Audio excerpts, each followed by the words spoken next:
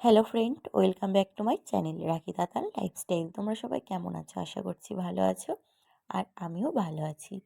তো দেখো বন্ধুরা, আজকে ফুলকপি দিয়ে একটা রেসিপি করব। তো তোমরা কম বেশি সবাই খেয়েছো।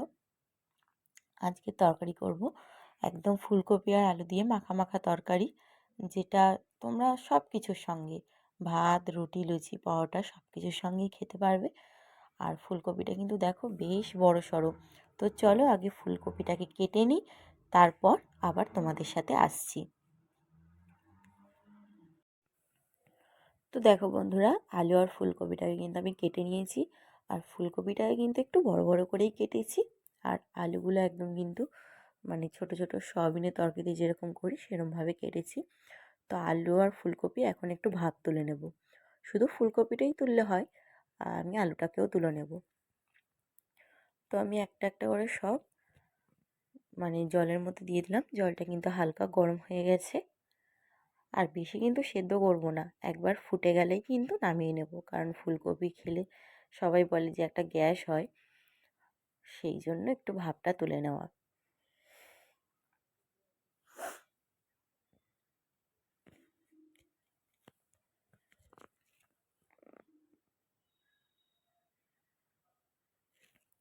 তো আর একটু জল দিতে হবে, জলটা কম।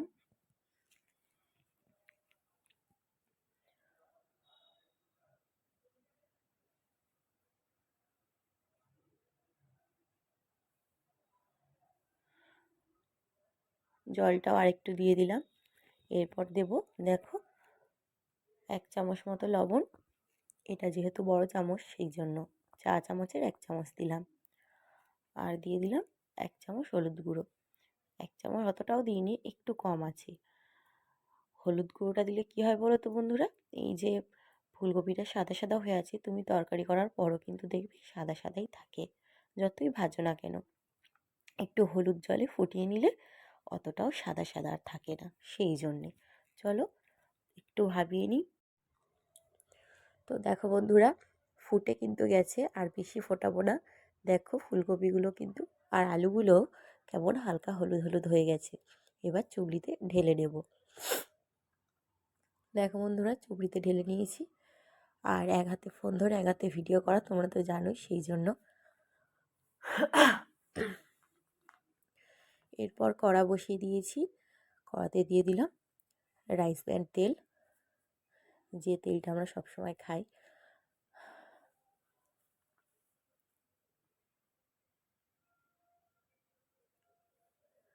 তো তেলটা গরম হোক। তেলটা দেখো গরম হয়ে গেছে। এবার কিন্তু আমি একটা একটা করে ফুলকপি দিয়ে কিন্তু ভেজে নেব। অনেকগুলো তো ফুলকপি, তাই জন্য আমি দুবার ভাজবো।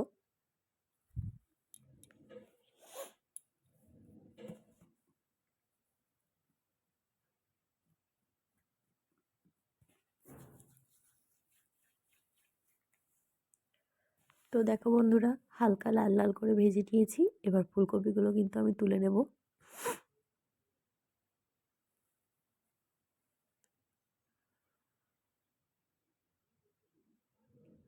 আবার যে ফুলকপিগুলো আছে সেগুলো আমি একে একে ছেড়ে দেব, দিয়ে সেগুলোকেও লাল লাল করে এইভাবে ভেজে নেব।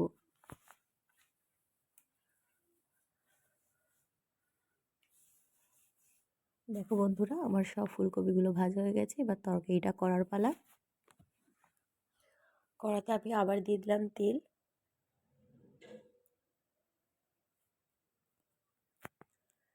ফোড়নে দিয়ে দিলাম একটা তেজপাতা আর অল্প একটু কালো জিরে। প্রত্যেকটা আমাদের বাড়িতে রোজ রাতের বেলা রান্নার তরকারিতে কিন্তু আমরা প্রায় সময় কালো জিরেই দিই।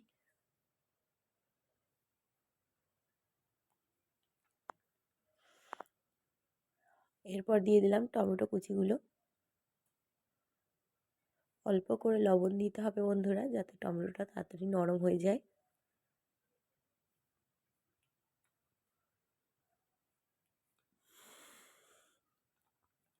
দেখো বন্ধুরা, টমেটোটা কিন্তু নরম হয়ে গেছে। এরপর আমি 2 চামচ হলুদ গুঁড়ো দিয়ে দেব।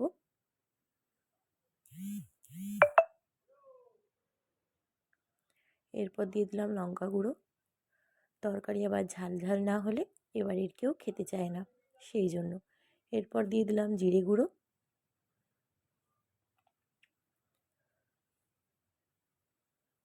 আর শেষে দিয়ে দিলাম আদা বাটা।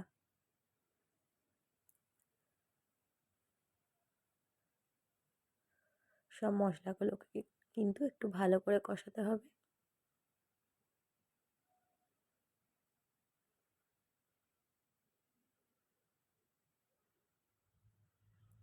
হালকা সামান্য জল দিলাম যাতে মশলাগুলো কড়ার তলায় লেগে না যায়। এরপর আমি আলুগুলো দিয়ে দিলাম। আলুগুলো দিয়ে কিন্তু একটু কষাতে হবে।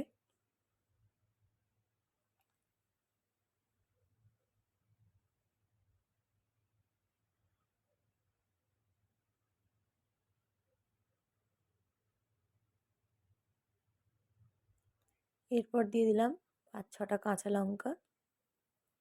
কাঁচা লঙ্কাটা তেলে দেবো না, কারণ কাঁচা লঙ্কাটা তেলে দিলে খুব ঠিকরায় আর ফেটে যায়। এরপর আমি ফুলকপিগুলো দিয়ে দিলাম, দিয়ে কিন্তু আরও কিছুক্ষণ কষিয়ে নেব ভালো করে, ফুলকপির মধ্যে যাতে মশলাগুলো ভালো করে ঢুকে যায় সেই জন্য।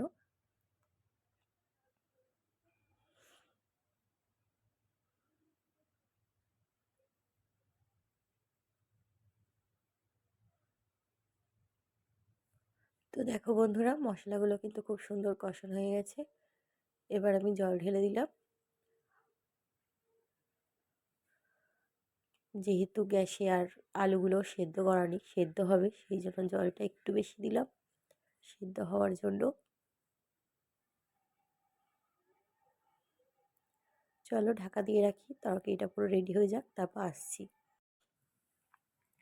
তো দেখো বন্ধুরা, তরকারিটা কিন্তু পুরো রেডি হয়ে গেছে আর আমি নামিয়ে নিয়ে চলেও এসেছি। এরপর আমি ওপর থেকে একটু ধনেপাতা কুচি ছড়িয়ে দেবো, আর দিয়ে দেবো হালকা একটু গরম মশলা, কারণ ভাজা মশলাটা নেই।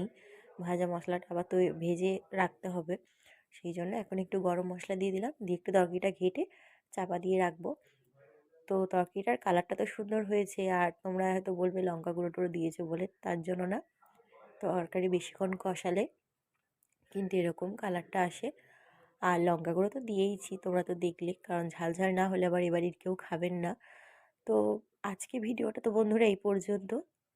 আর ভালো লাগলে অবশ্যই কিন্তু একটা লাইক কমেন্ট শেয়ার করো, আর আমার চ্যানেলটাকে সাবস্ক্রাইব করো। চলো টাটা।